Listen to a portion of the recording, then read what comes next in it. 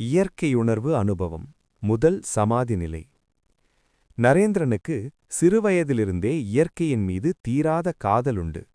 ஒருமுறை அவருக்கு 14 வயதாக இருக்கும்போது அவரது குடும்பத்தினர் கல்கத்தாவிலிருந்து மத்திய பிரதேசத்திலுள்ள ராய்ப்பூருக்கு மாட்டு வண்டிகளில் பயணம் செய்தனர்.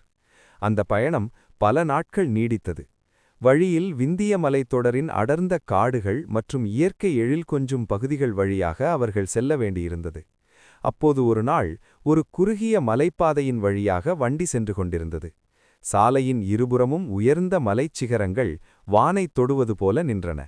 மரங்களின் இலைகளுக்கிடையே சூரிய ஒளி சிதறி விழுந்து கொண்டிருந்தது. பறவைகளின் இன்னிசையும் சலசலக்கும் காற்றின் ஓசையும் அந்த இடத்தையே ஒரு தேவலோகம் போல மாற்றியிருந்தது. திடீரென்று நரேந்திரரின் பார்வை ஒரு பெரிய பாறையின் மீது விழுந்தது. அந்த பாறையின் இடுக்கில் ஒரு தேன்கூடு தொங்கிக் கொண்டிருந்தது. அந்த தேன்கூட்டை சுற்றி தேனீக்கள் ரீங்காரமிட்டபடி சுறுசுறுப்பாக வேலை செய்து கொண்டிருந்தன. இயற்கையின் அந்த ஒரு சிறிய காட்சியைக் கண்ட நரேந்திரர் சட்டென்று ஒரு விசித்திரமான நிலைக்கு சென்றார். இயற்கையின் இந்த பிரம்மாண்டமான அழகிற்கும் அந்த தேனீக்களின் நுணுக்கமான உழைப்பிற்கும் பின்னால் ஏதோ ஒரு மாபெரும் சக்தி இருப்பதை அவர் உணர்ந்தார். அந்த உணர்வு அவரை அப்படியே ஆட்கொண்டது.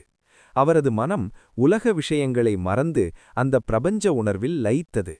வண்டி ஓடிக்கொண்டிருந்தது. நண்பர்கள் பேசிக் கொண்டிருந்தார்கள். ஆனால் நரேன் எதையும் உணரவில்லை. அவர் அப்படியே சிலையாக அமர்ந்துவிட்டார்.